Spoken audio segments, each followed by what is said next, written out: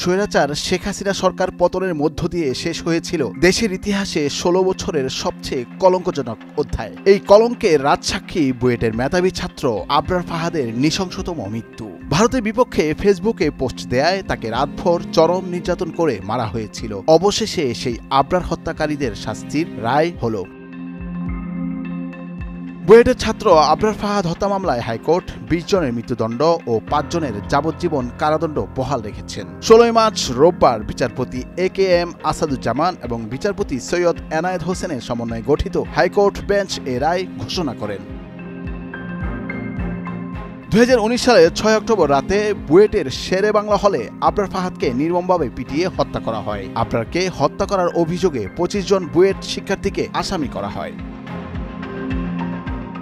২০১৯ সালে ফেসবুকে ভারত বিরোধী একটি পোস্টের জের ধরে রাত ৮টার দিকে তাকে ডেকে নিয়ে যায় বুয়েট ছাত্রলীগের একদল নেতাকর্মী। পরে রাত ৩টার দিকে জানা যায় যে আবরারকে হত্যা করে একতলা ও দুতলার সিঁড়ির মাঝখানে ফেলে রাখা হয়েছে। পরে আরও জানা যায় আবরারকে শিবির আখ্যা দিয়ে ২ দফায় ২ কক্ষে নিয়ে মারধর করা হয় এবং পরে বুয়েট মেডিকেলের ডাক্তার এসে তাকে মৃত ঘোষণা করেন।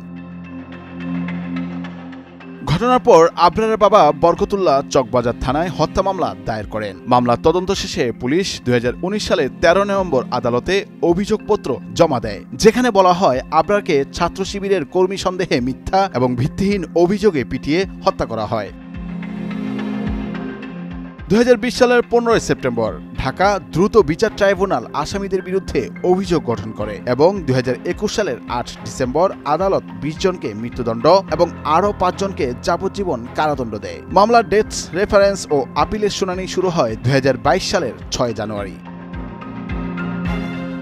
এই মামলার শুনানি শুরু হয় ২০২২ সালের ২৬ জানুয়ারি থেকে, যেখানে হাইকোর্ট আসামিদের আপিল গ্রহণ করে এবং ১০ ফেব্রুয়ারি থেকে নিয়মিত শুনানি চলতে থাকে। ২৪ ফেব্রুয়ারি শুনানি শেষে মামলাটি রায়ের জন্য অপেক্ষমান রাখা হয়। অবশেষে ১৬ মার্চ হাইকোর্ট ২০ জনের মৃত্যুদণ্ড এবং ৫ জনের যাবজ্জীবন কারাদণ্ডের রায় বহাল রেখেছেন।